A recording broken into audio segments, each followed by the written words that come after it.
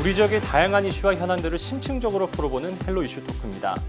고창과 부안 지역의 오랜 수건 사업이죠. 서해안을 가로질러 두 지역을 잇는 노을대교 건설을 촉구해달라는 목소리가 점점 커지고 있습니다.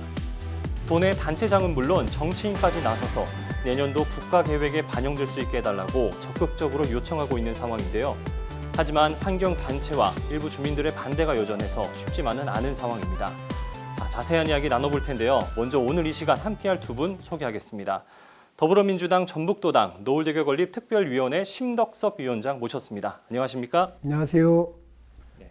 그리고 환경운동연합 이정현 처장 자리해 주셨습니다. 안녕하십니까? 안녕하십니까? 전북 환경운동연합 이정현입니다. 네, 두 분 자리해 주셨는데요. 자, 먼저 노을대교 건설 사업에 대해서 좀 짚어보고 가야 될 것 같습니다. 심 위원장님 한번 짚어주시죠. 네, 제가 좀 지도를 갖고 설명을 좀 드리도록 하겠습니다.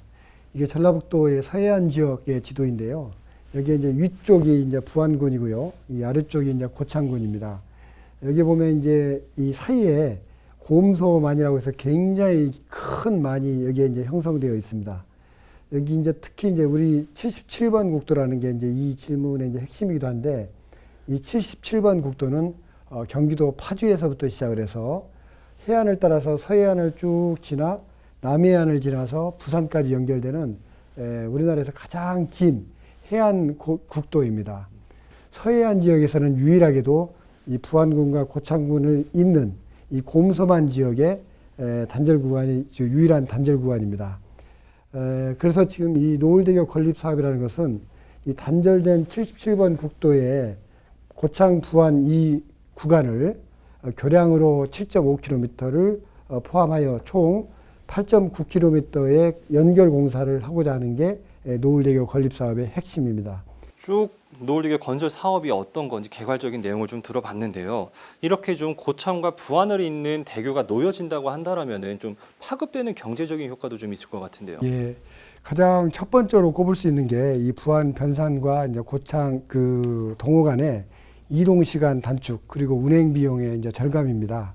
두 번째는 특히 이제 기존에 이제 각각 이 부안군도 그렇고 고창군도 그렇고 지금 약 수백만 명씩의 관광객이 있는데 이게 노을대교가 건립이 되면 최소한 각각 1,000만 명 이상 정도의 관광객들이 몰려들 수가 있어서 굉장히 큰 관광 차원에서의 효과를 기대하게 되고요. 그리고 마지막으로 이 국도 77호선이 새만금의 남북을 잇는 굉장히 중요한 연결축입니다.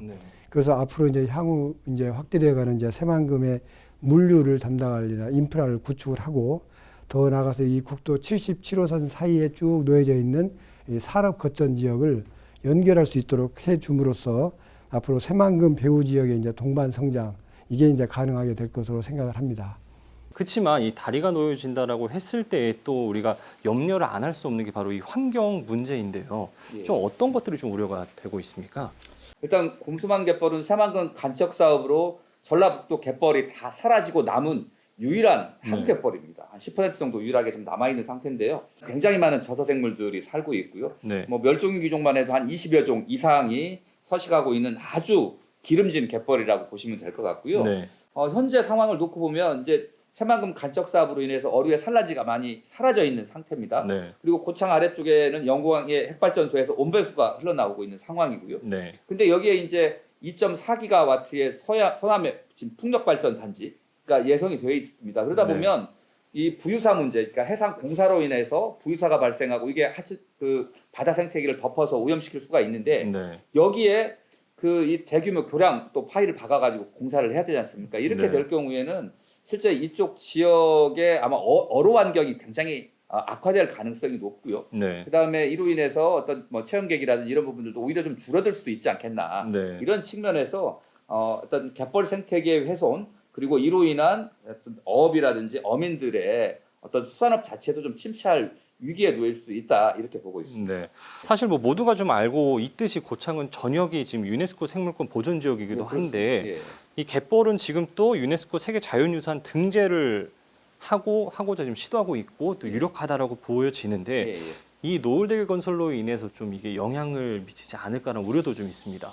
실제 여기가 지금 보호구역 경계 바깥입니다. 네. 그래서 보호구역을 직접 통과하는 것은 아니기 때문에 가능하지 않겠냐 이렇게 얘기를 하는 거지만 어떤 보호구역이 있으면 완충구역이 있어야 되는 거거든요. 네. 그런 측면에서 사실은 이 람사르 습지라든지 습지 보호구역을 위협할 수 있는 요인이 될 수 있다 이렇게 보여지고요. 네. 그다음에 이제 이런 유네스코 세계유산 등재 기준이나 원칙들을 보면 네. 지속 가능한 발전을 고려해서 습지의 생태계적 특성을 유지하는 네. 방안을 여러 사업들에 대해서 반영을 해야 된다라고 되어 있습니다. 그래서 이런 핵심 가치가 지켜져야 되고요. 네. 그래서 2016년에 이게 사실 예비 타당성 문제로 이게 좀 좌초가 될 때 전라북도가 어떤 대안을 냈었냐면 네.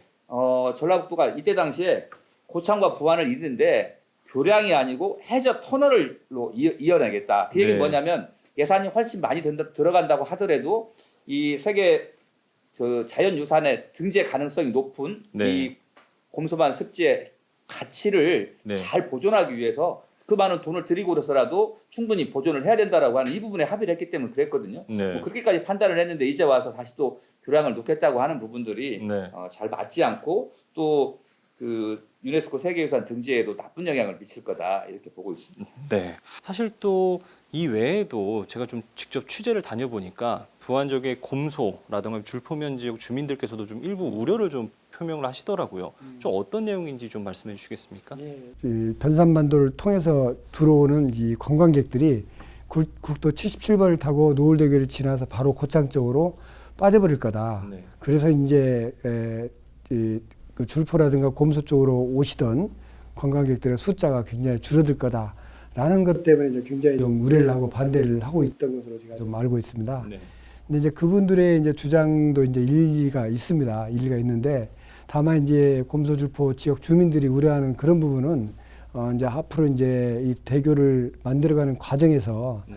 특히 이제 변산에서부터 그 줄포 이쪽 부분까지의 도로를 좀 선형 계획을 좀 개선을 한다든가 그리고 이제 줄포나 곰소 지역의 관광 인프라를 더 확충을 시켜서 네. 더 많은 자원들이 들어올 수 있도록 해서 어떤 지역도 좀 이 노을대교를 건립으로 인해서 관광객 차원에서의 손해를 보지 않도록 네. 그렇게 좀 배려를 하면서 좀 공사를 추진을 해야 될 거라고 생각을 하고 있습니다. 네.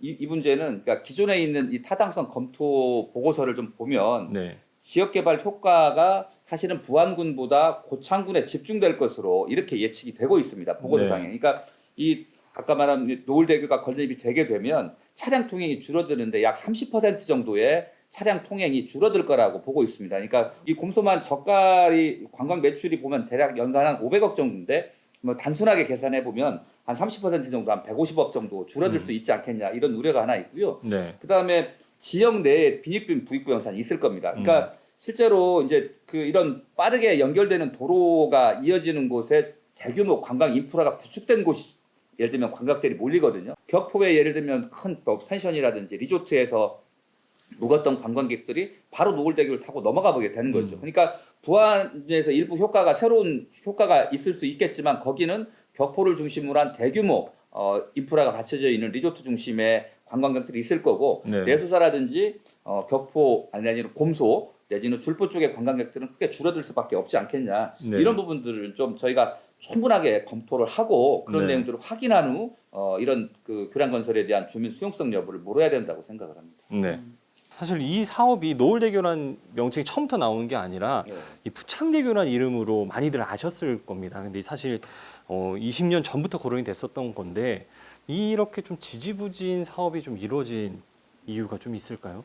그러니까 이게 아마 20년 전에 그때 당시 잘 나가던 정균환 국회의원의 그 저는 선심성 공약이었다고 보고 거기서부터 출발을 했었거든요. 네. 그게 이제 사실 선거 때만 되면 계속 살아나고 해서 여기까지 오게 됐는데 네. 이 사업이 계속 그 터득했던 이유는 그 예비 타당성 평가 그러니까 경제성 평가 네. 비용 대 편익이 사실은 이제 일이 넘어야 되는데 계속 네. 일을 못 넘었거든요. 처음 이 사업 그 추진했을 때 받았던 예비 타당성 평가에서는 0.54를 받았습니다. 네. 그 이후에도 한번 또 낙제점을 받았는데 이게 이제 2016년 그 박근혜 정부 시절에 이게 대통령 공약으로 채택이 됐고 그래서 인수위원회가 이걸 다시 점검을 합니다. 대통령 공약이니까. 네. 근데 이게 경제성이 너무 없으니까 원래 4차선 도로였고 약 7,800억 규모의 사업 예산을 2차로로 줄이고요. 네. 사업 예산도 약 3,900억으로 줄였습니다. 네. 그럼에도 불구하고 그 BC가 0.73밖에 나오지 않았어요.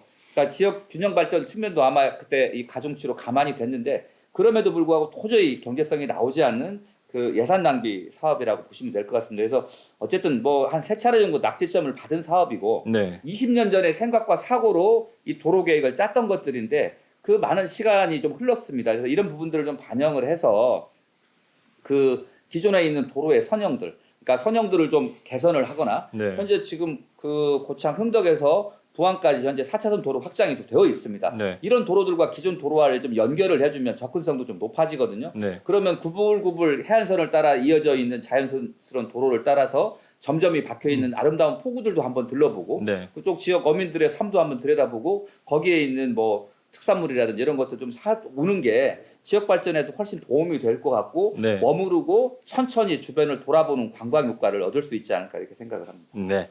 근데 노을대교가 그 건립이 된다고 해서 지금 이제 처장이 말씀하신 그 부분이 없어지는 게 아니거든요. 이제 그쪽으로 천천히 가실 분들은 가면서 좀 관광도 하고 구경도 하고 하는 거고 정말로 이제 그 산업 차원에서 좀 빨리 가야 될 것, 물류라든가 이런 것은 10분 내에 이제 이걸 돌파를 하면 훨씬 더 경제적 효과가 높아지는 거 아니겠습니까? 그 네. 빨리 가실 분들은 반드시 빨리 가고 싶어 하신 분들은 노을대교를 통해서 빨리 가고 그다음에 좀 시간도 있으시고 관광 차원에서 오신 분들은 이 80분짜리 이렇게 쭉 돌아도 된다. 아니, 이런 생각이 좀 그게 들거든요. 예비 타당성 조사잖아요. 그거를 평가하고 조사해서 어떤 게 더 이익인지를 놓고 봤을 때 그런 이익들 예를 들면 산업 물류 효과라든지 이동의 효과 이런 것들보다는 네. 이 예산을 투입해서 다리를 놓는 것보다는 여기를 유지하고 선형 개선해서 다른 형태를 찾자라는 게 사실 아까 말씀하신 그거에 대한 평가가 계속 점수가 안 나오기 때문에 이 사업을 못 하는 거죠. 그 점수가 높으면 당연히 이 사업 진행이 됐었겠죠. 근데 그런 측면들은 이미 다 확인이 된 거다 이렇게 말씀드릴 수 있을 것 같습니다. 이 부분에서 좀 심 위원장님께 좀 드릴 질문이 이렇게 이 처장님께서 이 경제성 부분에 대해서 계속 이 지지부진했던 이유가 이 경제성이 예타를 못 넘었기 때문이다라고 계속 주장을 하고 계신데 그러면 이번에만큼은 좀 달라진 부분이 좀 있을까요? 몇 가지 이제 특이한 여러 가지 교통 수요가 증가된 게 이제 이번에 이제 다시 예타를 네. 하게 된 배경일 겁니다. 새만금 지역의 이제 교통 수요 증가 이게 가장 큰 이번에 경제성 검토에서의 플러스적 요인이 될 거라고 보고 있고요. 네. 또한 이제 아까 우리 이 처장님도 말씀을 하셨지만 우리가 이제 고창과 부안 앞바다에는 14조 원 규모의 이제 해상 풍력 발전 단지가 이제 건설이 됩니다. 네. 이제 이 건설을 하는 과정에서 또는 건설을 한 이후에 유지 보수 관련 차원에서 굉장히 많은 차량들이 거기를 왔다 갔다 할 수밖에 없고 네. 그때를 이제 대비해 보면 어마어마한 이제 교통 수요가 이제 증가될 수밖에 없다는 측면이 또 있습니다.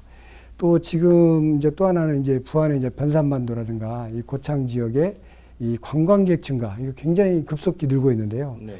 이러한 차원의 이제 교통 수요가 증가가 많이 되었기 때문에 네. 사실 이제 노을대교 이 건설 계획 자체가 즉 국토부의 이 상위 계획에는 이러한 사항들이 이제 속속들이 이제 반영이 되고 있어서 네. 이제는 이제 실질적으로 이 업무를 해야 할지 말아야 할지를 판단하는 제5차 국도국지도 5개년 계획 수립 이게 이제 금년 6월이나 이제 7월에 이게 이제 나타나게 되는데 네. 여기에서 이제 예비 타당성 조사에 이러한 사항들이 이제 복합적으로 반영되도록 이제 저희 정치권에서 그리고 또 자치단체에서 요구를 하고 있는 겁니다. 자, 이제 그 한국개발연구원이 이 노을대교 건설 관련해가지고 예비 타당성 조사를 지금 진행하고 있는데 통과를 한다는 전제 하에 앞으로 그럼 어떤 절차가 좀 남아 있는 건가요? 이제 예타 결과가 이번에 잘 나오고 네. 그다음에 이제 그것이 이제 제5차 국도국지도 5개년 건설 계획에 이제 반영이 되면 사실 굉장히 중요한 1차 관문은 넘은 셈이 됩니다. 그다음에 이제 해야 될 부분은 이제 기본 설계하고 이제 실시 설계를 하기 위한 예산을 확보를 해야 되고 네. 그다음에 그 후에는 이제 그 예산이 확보되면 2, 3년 정도에 걸치는 이제 실시 설계를 시행하는 것.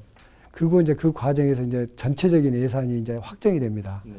짧은 시간 내에 건설이 되는 건 아닙니다. 아마 짧게는 7년, 길게는 10년이 걸릴 수도 있는 그런 사업이기 때문에 이런 이제 많은 예산들이 조기에 투입될 수 있도록 이제 저희 정치권이나 지방자치단체에서는 함께 열심히 노력을 해야 된다고 생각을 합니다. 그래서 이제 저희 이제 더불어민주당 이제 전북 도당에서도 앞으로 이제 중앙정부라든가 국회를 대상으로 이제 이 사업의 신속한 추진을 위한 예산 확보를 위해서 열심히 노력을 할 것이고요. 네. 또 이제 다음 차기 이제 민주당 대통령 공약에도 이 노을대교 건립 사업이 좀 조기에 착공되고 완공될 수 있도록 대통령 공약 사항에도 좀 반영할 수 있도록 다각적인 노력을 기울여 가도록 하겠습니다. 네. 자, 오늘 이 노을대교 건립과 관련해 가지고 이렇게 두 분 모시고 다양한 얘기를 나눠봤는데요. 끝으로 이제 마지막으로 하고 싶은 말씀이 있으시다면 하시면 좋을 것 같은데 먼저 그럼 심 위원장님 먼저 해주시죠. 이 노을대교 건설이 우리 지역에서는 거의 17년에 걸친 어마어마한 수건 사업인데 이번에 노을대교가 잘 진도가 나가서 특히 그 통행거리 그리고 시간 단축 이런 것들을 통해서 물류 비용도 좀 절감을 하고 또 변산반도라든가 선운사라든가 동호 90호 등 이런 서남의 관광벨트를 이제 연계해서 조성할 수 있는 그런 계기가 될 수 있으며 더 나아가서는 이제 새만금 개발에 따른 이런 후방 효과 이런 것도 노릴 수 있기 때문에 이러한 노을대교 건립 자체가 특히 우리 지역에 갖는 의미는 매우 크다고 생각을 합니다. 특히 이제 우리 지역 낙후도가 굉장히 중하위권에 머물러 있는 이 고창이라든가 부안이 더 이 지역을 발전시키기 위해서는 반드시 이 노을대교는 그리고 더 늦기 전에 꼭 연결을 해야 된다고 생각을 합니다. 그래서 이제 이 일은 이제 다만 이제 고창군이나 부안군 그리고 이제 전라북도 차원을 넘어서 굉장히 중요한 사안입니다. 그래서 앞으로는 우리 전북 도민 그리고 고창군 그리고 부안군 뿐만 아니라 전북권이라든가 전북 출향 인사의 정치권들까지도 이 함께 성원을 해줘서 빨리 노을대교가 건립될 수 있도록 힘을 모아주시기를 좀 간곡히 당부를 드립니다. 다만 이제 이 처장님께서 우려하시는 여러 이제 특히 이제 환경단체에서 우려하시는 여러 가지 문제점 그런 것들을 좀 해소하기 위해서는 또 저희가 정부와 지자체 그리고 이제 주민들 시민단체 등이 협력해서 인간과 자연이 공존할 수 있는 그런 공간을 만들어가도록 함께 지혜를 모아갔으면 좋겠습니다. 잘 보존된 곰소만 습지는 우리 지역의 큰 자산이라고 생각을 합니다. 이 지구상의 생물 중에 5분의 1이 이제 이 습지에서 살아가고 있는 이런 공간인데요. 이 공간들이 굉장히 다양한 어떤 공익적 기능들이 있고요. 또 지역 어민들, 주민들의 삶에도 굉장히 경제적으로 풍요롭게 만드는 요인이기도 한데요. 최근에 보면 순천만이 생태관광지로서 굉장히 부각이 되면서 굉장히 경제적 가치도 높게 평가가 되고 있습니다. 우포늪이라든지 이런 것들도 마찬가지인데요. 이런 측면들을 좀 더 놓고 본다면 느리게 천천히 어촌을 끼고 도는 이런 도로, 그런 도로를 따라서 농촌 마을을 좀 체험하고 지역의 먹거리와 숙박시설을 좀 이용하는 이런 생태관광을 활성화하는 것들에 초점이 좀 더 맞춰져야 된다. 그래서 저는 현재 노을대교, 과거의 부창대교를 통해서 속도를 높이는 방식으로 거점별 관광 권역을 활성화한다 이런 것들보다는 현재 있는 변산반도 국립공원 그리고 곰소만 이 젓갈단지의 관광지 그리고 줄포 자연생태공원 그리고 이제 이 고창군 인천강 하구로 이어지는 고창군의 연안을 저는 이렇게 벨트로 이어내는 관광 개발 전략을 좀 만들어내야 된다고 생각을 합니다. 저는 노을대교에 예를 들면 뭐 부안과 고창이 머리를 맞대고 힘을 쏟고 있다 이런 뉴스들도 사실은 지역 주민들이 좋아하실지 모르겠는데 오히려 람사르 습지 세계 자연유산 지정에 부안과 고창이 함께 힘을 맞대서 정말 이 곰소만 지역을 자연과 공존하는 세계적인 생태 관광단지로 만들어 보겠다고 하는 큰 그림을 저는 20년 동안 그 그림을 그렸다면 지금 굉장히 큰 성과가 있었을 거라고 봅니다. 그런데 계속 그 다리에만 사실은 매달려 가지고 주문처럼 노을대교가 되고 부창대교가 되면 우리 잘 살 수 있을 거야 이렇게 얘기를 하는데 한마디만 드리고 싶으면 정말로 이 돈 4차선으로 하면 8천억에 가까운 돈 2차로로 하면 4천억에 가까운 돈 사실 2차로로 하면 아까 말한 여러 가지 복합 기능을 할 수 있는 교량이 아니거든요. 근데 그 돈을 지역 주민들이 당신들이 지역에 있는 주자치단체장들이 지역에 도움이 되는 방향으로 돈을 쓰라고 하면 다리를 놓는 데 쓰겠습니까? 아니면 지역의 크고 작은 관광을 활성화하기 위한 이 전략을 짜는 데 쓸 건지 저는 이렇게 한번 묻고 싶습니다. 좀 더 나은 삶을 위해 개발이라는 장치를 피할 수는 없는 게 현실입니다. 하지만 이미 환경오염의 폐해를 경험하고 있는 우리는 뭐가 더 중요한지 잘 알고 있습니다.